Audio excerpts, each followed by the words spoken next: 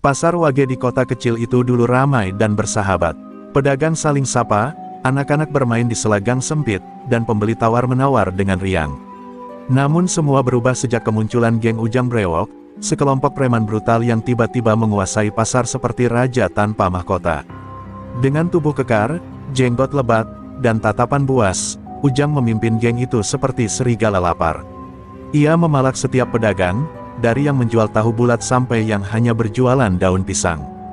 Setiap pagi, Ujang dan anak buahnya, Komar Tato, Cecep Gigi Emas, dan Andri Benggol, berkeliling dengan motor berknalpot bising.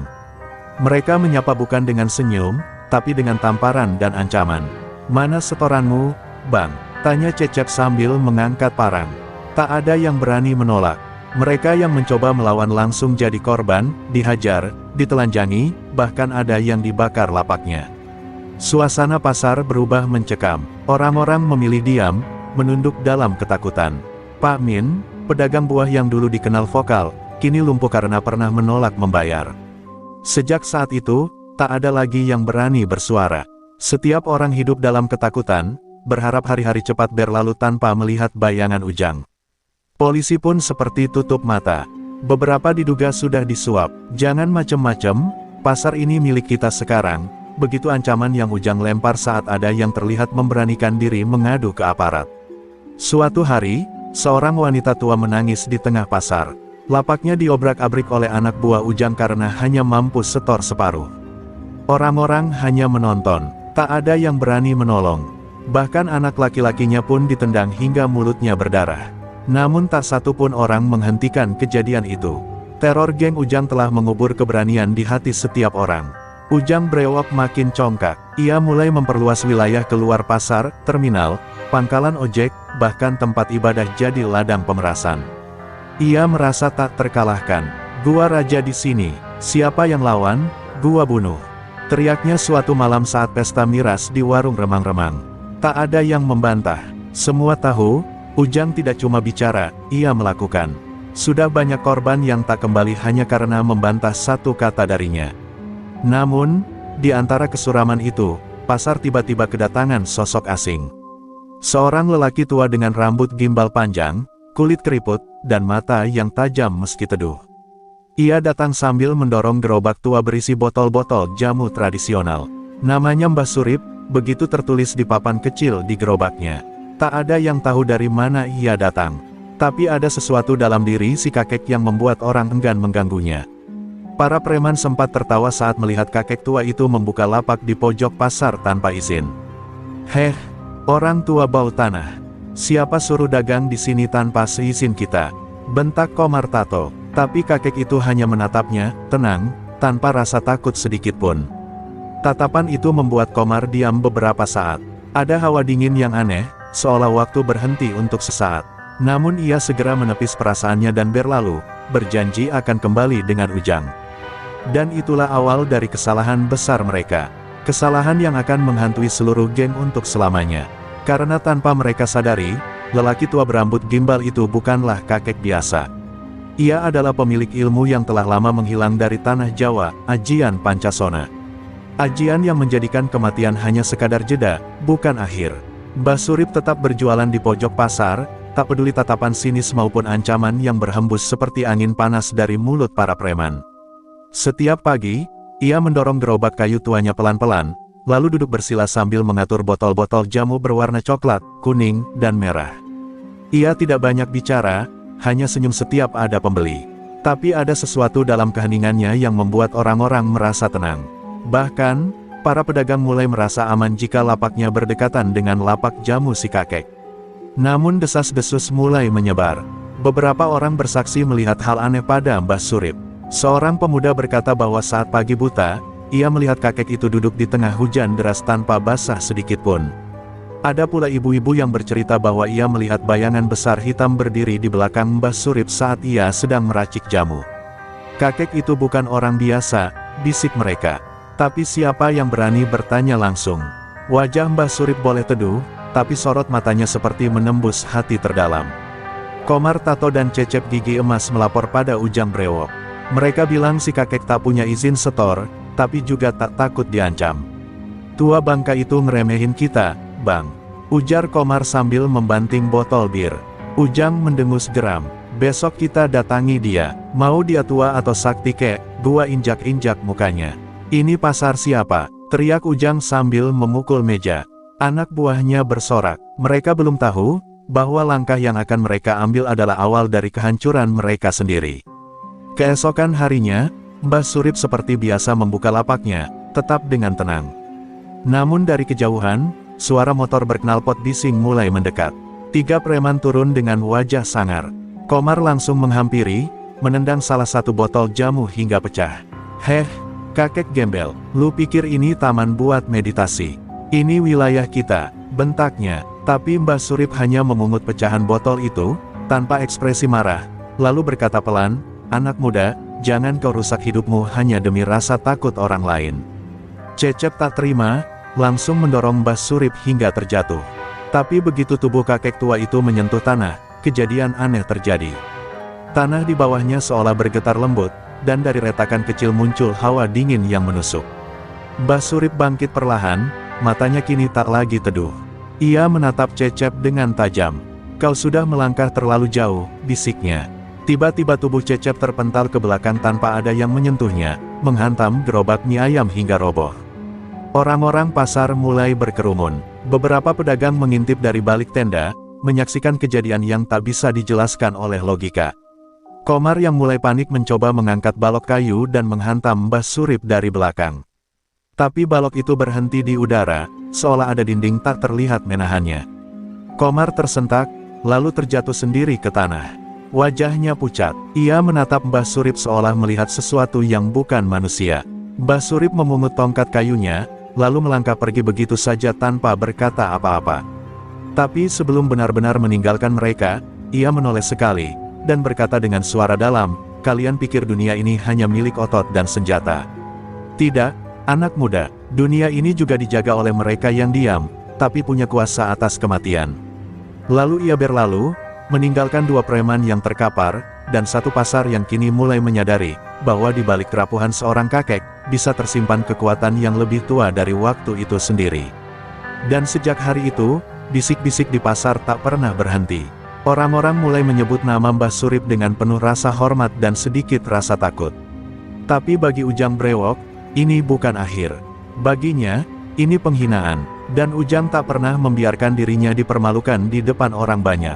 Ujang Brewok mengamuk. Malam itu, ia memecahkan botol-botol bir di warung langganannya, membuat penjaga warung ketakutan. Komar dan Cecep duduk lesu di sudut, masih trauma dengan kejadian siang tadi. Gimana bisa lu kalah sama kakek bau jamu? Bentak Ujang, menamparkan wajah Cecep hingga berdarah. Tak ada yang berani menjawab. Wajah Ujang memerah, urat-urat lehernya tegang seperti tali tambang. Besok pagi, kita datangi dia rame-rame. Kali ini gua sendiri yang akan remukin tulangnya. Pasar Wage yang biasanya tenang saat fajar, pagi itu berubah mencekam. 6 motor dengan bising knalpot menggedor kedamaian pasar. Ujang Brewok turun paling depan, mengenakan jaket kulit dan sarung besi di tangan. Belasan preman ikut mengekor, membawa balok, rantai, dan senjata tajam. Pedagang yang melihat langsung menyingkir, menarik gerobak mereka dan menyuruh anak-anak bersembunyi.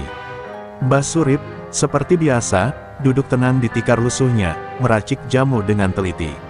Ujang berjalan mendekat, matanya membara. Kakek tengik, lu pikir gua takut sama ilmu gombal lu? Hari ini gua hancurin lu di depan orang banyak.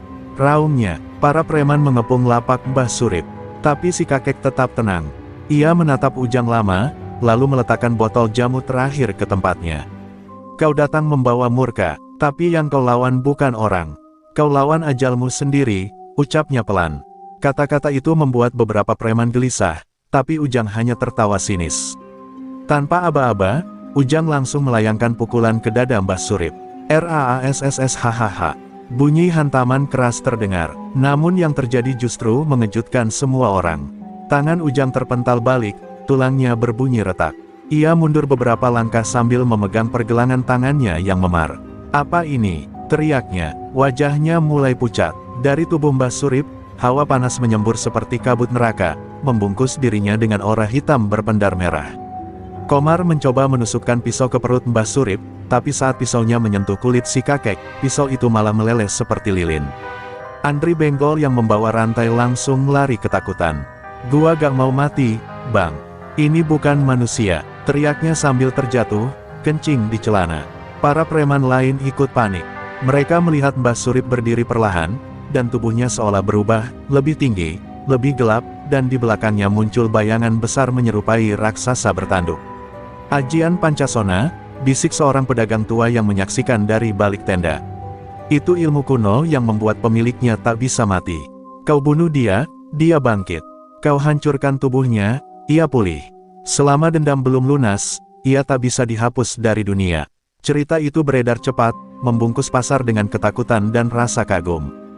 Kini semua mata menatap Mbah Surip bukan sebagai kakek renta, tapi sebagai penjaga gaib yang turun menegakkan keadilan. Ujang Brewok berdiri terlatih, napasnya memburu. Tapi egonya terlalu besar untuk menerima kekalahan.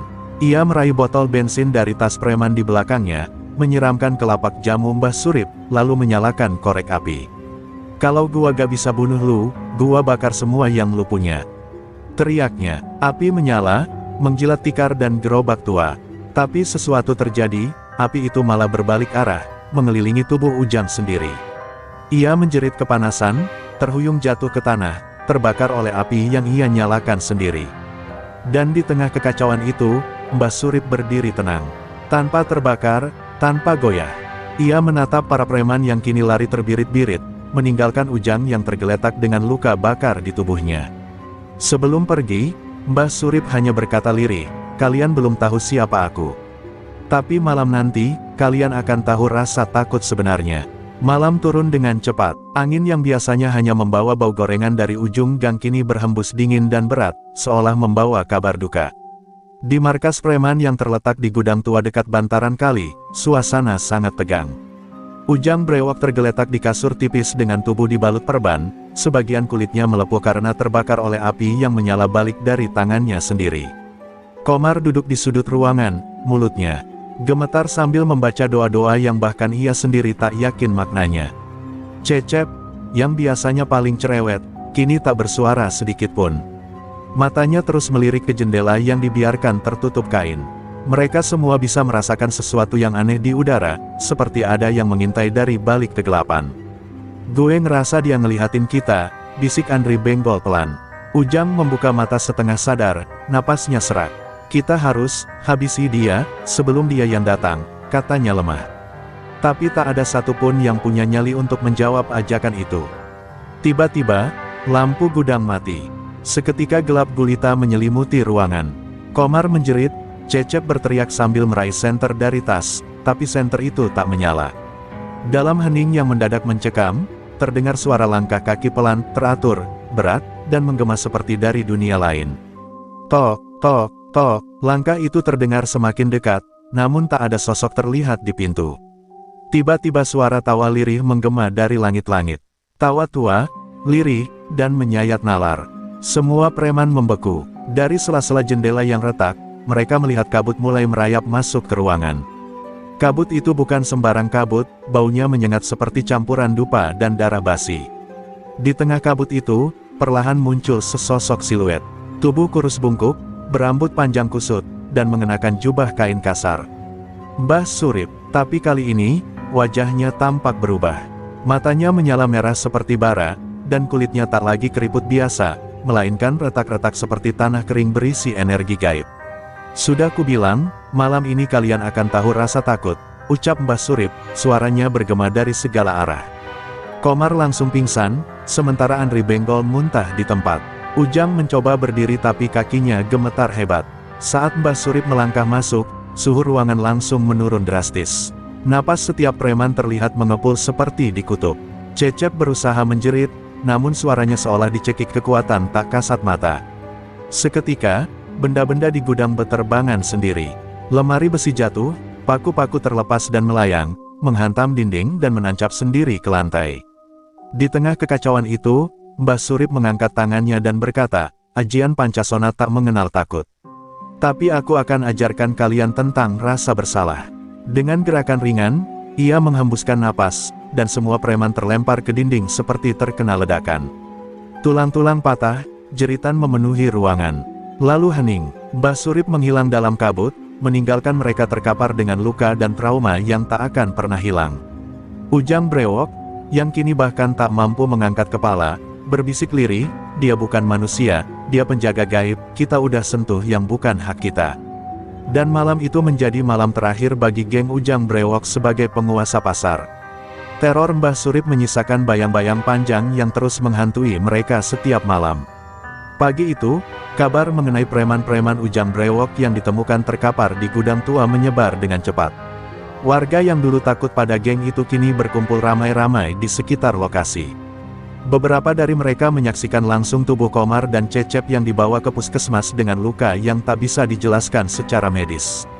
Seperti diserang angin topan dari dalam ruangan, kata salah satu petugas. Anehnya, tidak ada bekas pintu jebol atau orang masuk. Hanya sisa dupa dan bekas telapak kaki telanjang yang mengarah keluar. Di salah satu warung kopi dekat pasar, para sesepuh desa berkumpul. Salah satu dari mereka, Pak Slamet, memandang langit sambil berkata lirih, ajian Pancasona itu nyata. Dan Mbah Surip bukan orang sembarangan. Dia bukan sekadar penjual jamu keliling. Semua terdiam, dalam keremangan pagi dan aroma kopi hitam yang mengepul. Kisah lama yang selama ini dianggap mitos mulai dibuka satu persatu. Ternyata Mbah Surip dulunya adalah seorang pendekar dari tanah Gunung Lawu, murid terakhir dari padepokan tua bernama Padepokan Angkara Murka. Menurut cerita, ajian Pancasona adalah ilmu tingkat tinggi yang membuat seseorang tak bisa mati selama tubuhnya belum hancur seluruhnya. Tapi bukan hanya itu, pengamalnya juga bisa menyalurkan energi dari alam gaib, membangkitkan kekuatan dari tanah, angin, bahkan kemarahan arwah leluhur. Itulah kenapa api bisa berbalik arah saat mereka bakar lapak Mbah Surip, bisik Pak Slamet. Beberapa warga mulai merinding, mengingat kejadian semalam seolah membuka gerbang yang sudah lama tertutup. Sementara itu di rumahnya yang sangat sederhana, Mbah Surip duduk bersila di depan tungku. Matanya terpejam, tubuhnya menyatu dengan tanah, menyerap kekuatan dari bumi. Di depannya, ada kendi tua berisi air dari 7 mata air keramat.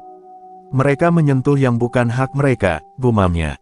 Dalam benaknya, terlintas wajah almarhum gurunya yang dulu pernah memperingatkan, Pancasona bukan untuk dendam, tapi untuk menegakkan seimbang. Namun malam kemarin, Mbah Surip tahu, batas itu telah dilewati. Di sisi lain, Ujang Brewok terbaring di sebuah rumah sakit dengan penjagaan ketat. Tapi bukan penjagaan dari polisi, melainkan penjagaan gaib. Ia kini sering terbangun tengah malam, menjerit melihat sosok tua berjubah yang menatapnya dari sudut ruangan. Para perawat bahkan beberapa kali melaporkan ruangan Ujang terasa beku mendadak, atau terdengar suara orang membaca mantra padahal tak ada siapa-siapa. Ujang kini seperti mayat hidup, tubuhnya masih bernyawa, tapi jiwanya mulai retak.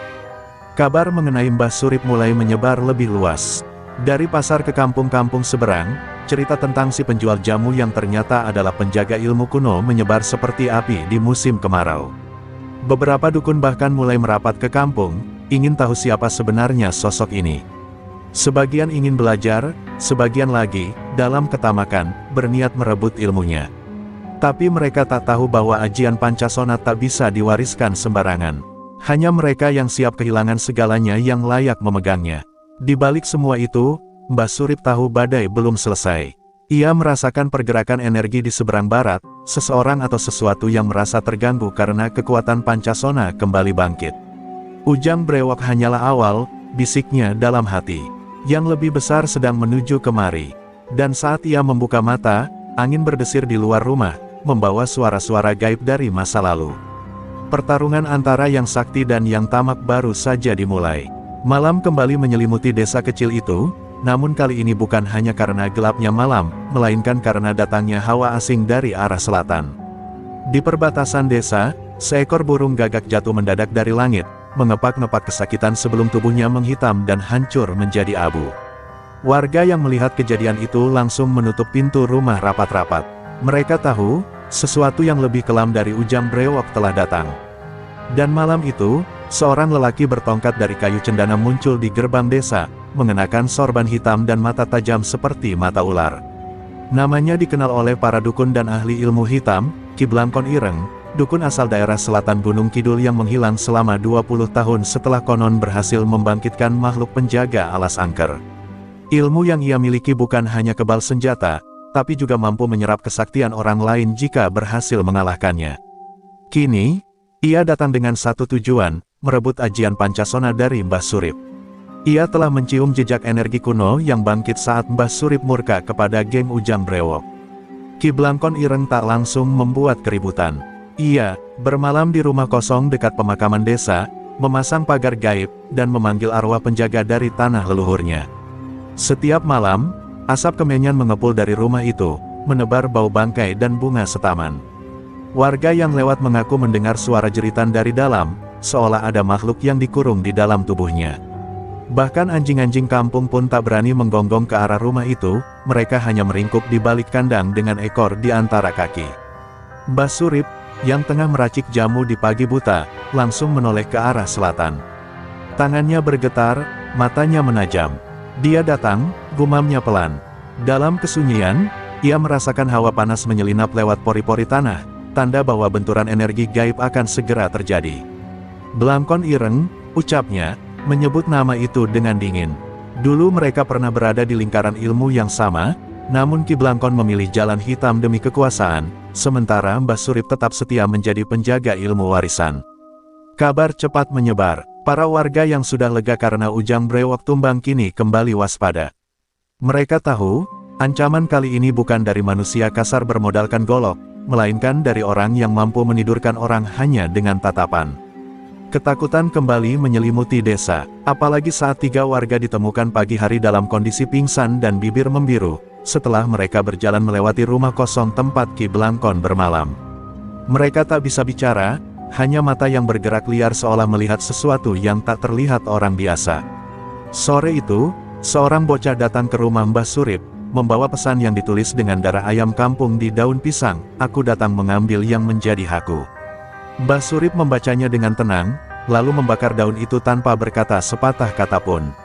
Ia masuk ke ruang belakang rumah, membuka lemari kayu tua dan mengeluarkan sebuah ikat kepala merah berlumur minyak wangi khas para pendekar zaman dahulu. "Jika dia memaksa, aku tak punya pilihan," ujarnya pelan, sambil menatap langit senja yang mulai memerah. Di tempat lain, Ki Blangkon Ireng sedang duduk di atas lingkaran tanah yang dibentuk dari tulang-tulang hewan hutan. Ia memanggil kekuatan dari selatan, membangunkan makhluk-makhluk gaib yang ia pelihara dalam tubuhnya. "Ajian Pancasona, sebentar lagi akan menjadi milikku," katanya dengan senyum dingin. Dan pada saat yang sama, petir menyambar dari langit tanpa hujan, seolah bumi pun merasa tidak tenang dengan pertarungan yang akan segera meletus. Di tengah malam, ketika embun belum sempat menyentuh rerumputan dan angin berhembus dengan suara lirih seperti bisikan orang mati, Mbah Surip berjalan pelan menuju sebuah lapangan tua di pinggir hutan jati. Tempat itu dulunya adalah medan pertarungan para pendekar, dan kini menjadi tanah netral yang dihormati oleh siapapun yang masih menjunjung aturan leluhur. Tanah itu tak boleh ternodai oleh pertumpahan darah sembarangan, tapi cukup kuat untuk menampung 2 kekuatan besar yang siap meledak. Disinilah Mbah Surip akan menemui orang dari masa lalunya, Ki Blangkon Ireng. Ki Blangkon Ireng telah lebih dulu tiba. Ia berdiri di atas lingkaran pasir yang ia tabur sendiri, berpakaian serba hitam dengan jubahnya menjuntai menyentuh tanah. Matanya menyala merah, menatap tajam ke arah datangnya Mbah Surip yang mengenakan ikat kepala merah, simbol bahwa ia siap menghadapi bahaya seberat apapun. "Surip, akhirnya kau munculkan diri juga," ucap Ki Blangkon dengan nada licik, seolah ingin menyentuh luka lama. Mbah Surip hanya mengangguk kecil, lalu berhenti 2 langkah dari garis lingkaran tanah yang dibuat lawannya. "Aku tidak datang untuk mengulang masa lalu, Blangkon. Tapi kalau kau memang memaksa, aku tidak akan lari," ucapnya mantap. Suaranya pelan, tapi mengandung tenaga dalam, yang membuat daun-daun bergetar. Ki Blangkon terkekeh, lalu meludah ke tanah. "Pancasona bukan milikmu, kau hanya menunda kejatuhanmu selama ini." Keduanya lalu duduk bersila saling berhadapan. Di antara mereka, hanya sehelai daun kering yang tergeletak di tanah. Daun itu menjadi penanda awal pertarungan. Siapa yang menjatuhkan daun dengan kekuatan batin, berarti ia telah menyatakan siap. Dan saat angin tak berhembus, daun itu melayang pelan, jatuh ke tanah akibat getaran gaib dari Ki Blangkon. Maka pertarungan dimulai, bukan dengan pukulan, tapi dengan benturan sukma, aura, dan ilmu tingkat tinggi yang tak bisa dilihat oleh mata biasa. Langit malam seketika berubah kelam. Bintang-bintang menghilang, dan hawa panas menyengat muncul dari tanah. Ki Blangkon mengeluarkan asap hitam dari mulutnya, membentuk wajah raksasa bertaring yang menerjang ke arah Mbah Surip. Tapi sang pemilik ajian Pancasona tetap duduk tenang. Dari tubuhnya keluar sinar putih kebiruan, menabrak wajah raksasa itu hingga meleleh seperti lilin dibakar. Ki Blangkon terhenyak, ia tak menyangka kekuatan Mbah Surip masih utuh bahkan setelah puluhan tahun. Tak mau kalah, Ki Blangkon memanggil arwah leluhur dari tanah selatan, membuat tanah di bawahnya retak, dan muncul tangan-tangan hitam berusaha menyeret Mbah Surip ke dasar bumi. Tapi Mbah Surip hanya menepuk tanah 3 kali. Seketika, api biru muncul mengelilinginya, membakar tangan-tangan itu hingga hangus. Suara jeritan makhluk-makhluk dari dunia lain terdengar memilukan, tapi tak menggoyahkan konsentrasi Mbah Surip sedikitpun. Pertarungan berlangsung tanpa suara, namun getaran yang ditimbulkan membuat warga desa terbangun dari tidur mereka. Beberapa merasakan dinding rumah mereka bergetar, ada pula yang melihat bayangan 2 raksasa bertarung di langit. Ki Blangkon akhirnya berdiri, wajahnya mulai pucat. Kalau begitu, aku akan gunakan yang terakhir, ilmu warisan guruku dari kuburan Gunung Kawi. Teriaknya, tapi sebelum ia menggerakkan tangan, tubuhnya terpental sejauh 5 meter. Mbah Surip bangkit perlahan, dan dengan suara berat ia berkata, ajian Pancasona tidak bisa kau curi. Tapi kau akan belajar, bahwa tamak pada ilmu bisa membunuhmu dari dalam. Tubuh Ki Blangkon ireng tergeletak di tanah, matanya memerah, napasnya tersengal. Ia mencoba bangkit, namun darah mengalir dari sudut bibirnya. Kekuatannya terkuras habis setelah terpental oleh tameng sukma Mbah Surip. Kau menyegel ilmu itu pada tubuhmu sendiri, gumamnya dengan suara berat. Mbah Surip hanya menatapnya dingin. Ajian Pancasona bukan sekadar warisan. Ia terikat oleh sumpah dan darah. Siapa yang mencoba merampasnya akan dihantui kutukannya. Ki Blangkon tertawa pahit. Ujang brewok, dia pikir bisa menguasai pasar dengan menindas orang tua. Tapi ternyata dia menggali lubang kuburnya sendiri, ucapnya sambil terbatuk keras. Mbah Surip mendekat, lalu berjongkok di hadapan lawannya yang hampir kehilangan kesadaran. Kau tahu kenapa aku tak membunuhmu? Tanya Mbah Surip. Ki Blangkon hanya menggeleng lemah. Karena kau pernah jadi saudara seperguruan. Meski kau berkhianat, aku tak mau tangan ini mengantar nyawamu ke neraka. Malam itu, suara petir terdengar di kejauhan meski langit tetap kelam. Ki Blangkon perlahan pingsan, dan tubuhnya menghilang di telan kabut hitam yang muncul tiba-tiba dari arah timur. Mbah Surip berdiri diam. Ia tahu, kekuatan jahat belum sepenuhnya padam. Seseorang, entah dari dunia nyata atau gaib, masih berusaha mencuri rahasia ajian Pancasona. Dan itu berarti, ia harus lebih waspada. Keesokan paginya, desas-desus tentang pertarungan gaib menyebar cepat di desa. Beberapa warga bercerita melihat bola api terbang di langit, lainnya mendengar lolongan anjing dan tangis bayi padahal tak ada suara dari rumah manapun. Tapi, Mbah Surip tetap tenang. Ia kembali ke gubuk tuanya, duduk di balai bambu, menghisap rokok lobot sambil menatap sawah yang mulai menguning. Namun di sisi lain desa, Ujang Brewok bangkit dengan dendam yang lebih membara. Ia mendapat laporan dari orang suruhannya bahwa Ki Blangkon gagal, bahkan tak diketahui keberadaannya. Berarti, kekuatan tua bangka itu lebih gila dari yang kukira, ucapnya sembari menggertakkan gigi. Ujang kemudian menghubungi seseorang melalui radio hatnya.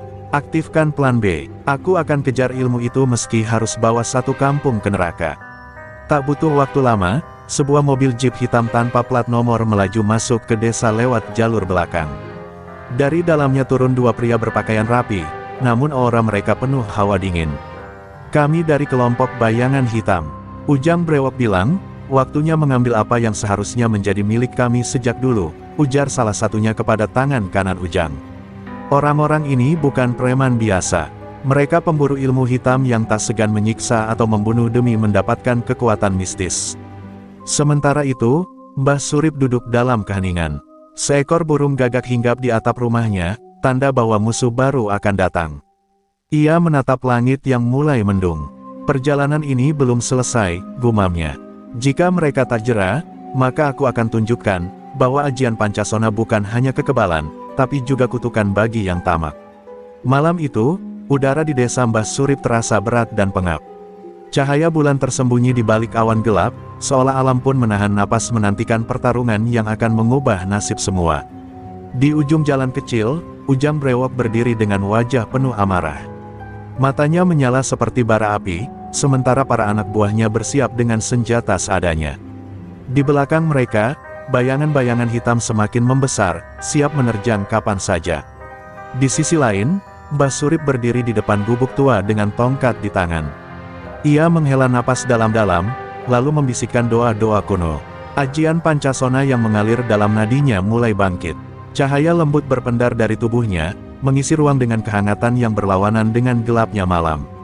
Hari ini, aku bukan hanya berjuang untuk diriku, tapi untuk kedamaian desa ini, bisiknya. Pertempuran pun dimulai saat Ujang dan pasukannya menyerbu dengan teriakan menggema.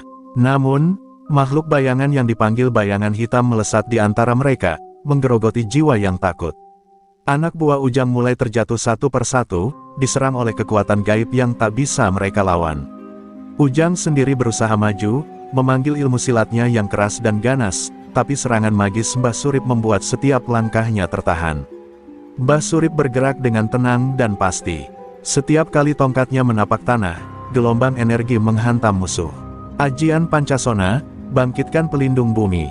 Teriaknya lantang, membuat tanah bergetar dan akar-akar pohon merambat menyerang makhluk bayangan. Ujang yang melihat itu semakin marah, ia meneriakkan sumpah serapah sambil melancarkan jurus pamungkasnya yang dulu membuatnya ditakuti di seluruh pelosok. Namun, di tengah amarah dan kekacauan, Ujang Brewok terpeleset dan hampir jatuh ke jurang kecil di pinggir desa. Mbah Surip tanpa ragu menghampirinya. Sudah cukup, Ujang. Perang ini takkan mengembalikan kehormatanmu. Belajarlah dari kekalahanmu, ucapnya dengan suara lembut namun tegas. Ujang menatap Mbah Surip dengan mata yang penuh kebencian, tapi dalam hatinya mulai tumbuh keraguan. Tiba-tiba, dari balik semak-semak muncul Ki Blangkon Ireng yang telah sembuh, membawa pedang dan wajah penuh penyesalan. Ujang, aku telah salah. Kekuatan ini bukan untuk dipakai menginjak orang lain, tapi menjaga keseimbangan, katanya. Ujang tersentak, lalu menurunkan senjatanya. Malam itu, angin dingin menyapu desa, membawa pesan damai di antara bekas-bekas pertarungan. Mbah Surip mengulurkan tangan kepada Ujang dan Ki Blangkon, mengajak mereka berdamai demi kebaikan bersama. Kalian bukan musuh, tapi korban dari keserakahan dan kebodohan.